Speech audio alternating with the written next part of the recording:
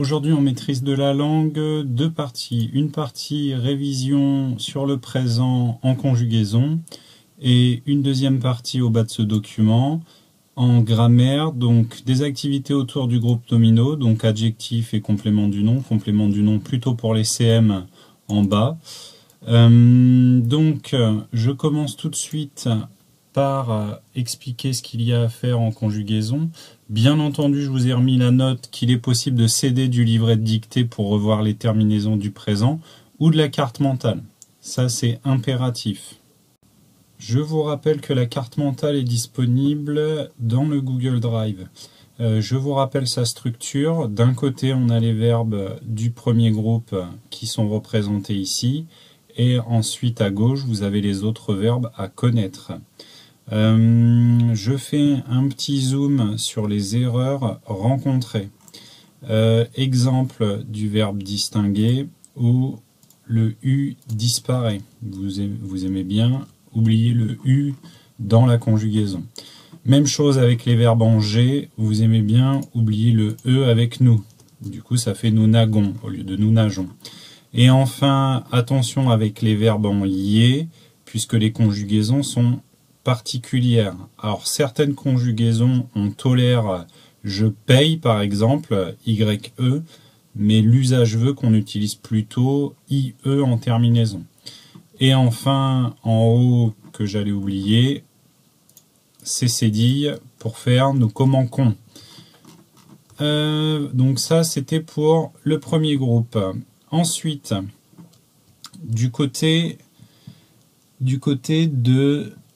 des autres verbes, pardon. Alors, je zoome surtout sur celui-là, sur prendre. Je l'avais déjà fait la séance précédente, mais bien souvent, vous oubliez le petit DS à la fin.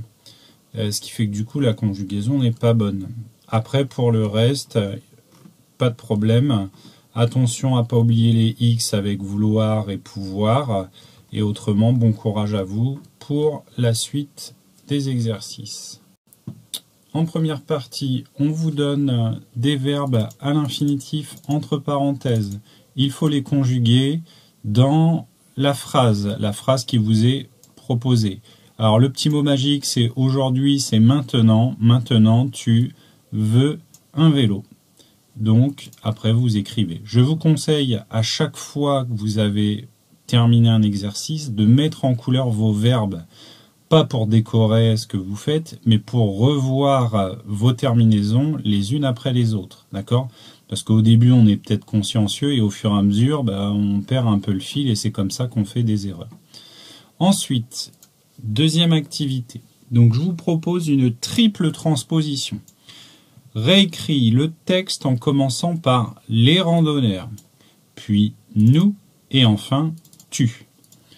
Et enfin, à la fin de chaque transposition, vous soulignez les verbes conjugués. Comme je viens de le dire juste au-dessus, c'est pas pour décorer, c'est pour que vous puissiez vous vérifier. Justement, voilà le texte à transposer. Le randonneur marche dans la forêt. Il remarque des traces sur le sentier. Il les regarde attentivement. Il continue.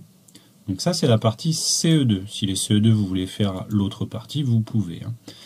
Il avance vers la rivière et il ne quitte pas les traces des yeux. Et soudain, il étouffe un cri. Des biches boivent dans la rivière.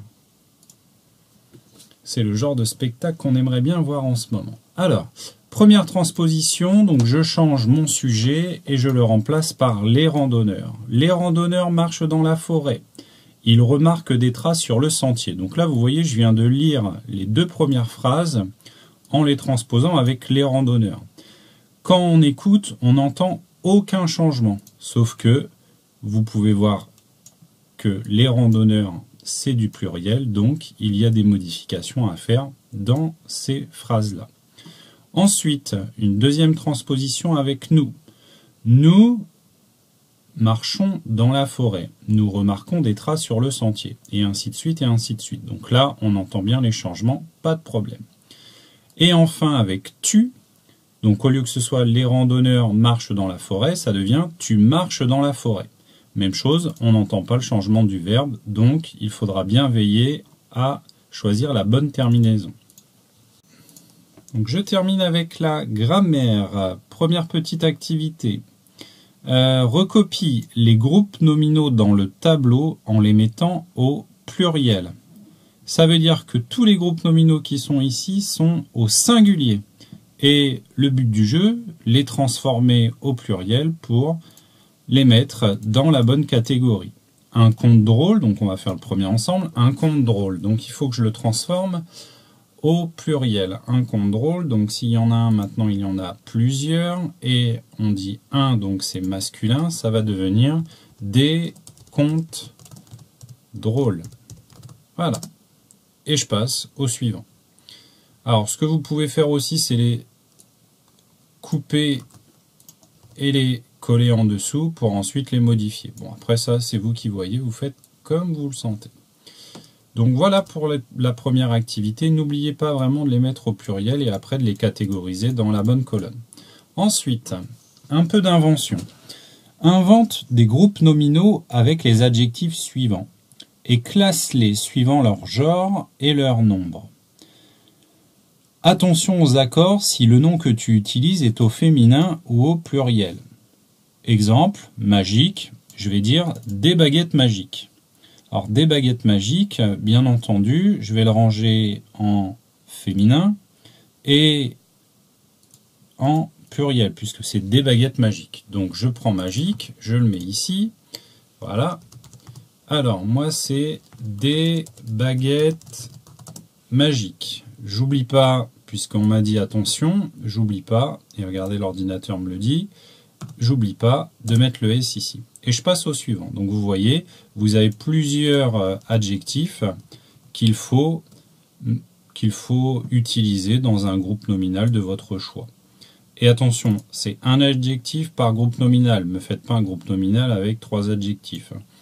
Donc voilà pour ça. Et on termine, alors c'est pour les CM, mais c'est valable aussi pour les CE2 s'ils le désirent, avec une production à réaliser qui est complète les noms par un adjectif, donc lorsque c'est marqué A, devant ou derrière le nom principal, donc les noms principaux sont déjà écrits, ou un complément du nom, ou les deux selon la consigne. Donc parfois il faut juste ajouter un adjectif, parfois il faut juste ajouter un complément du nom, parfois 2 adjectifs, et parfois un complément du nom, ou parfois les deux. Voilà.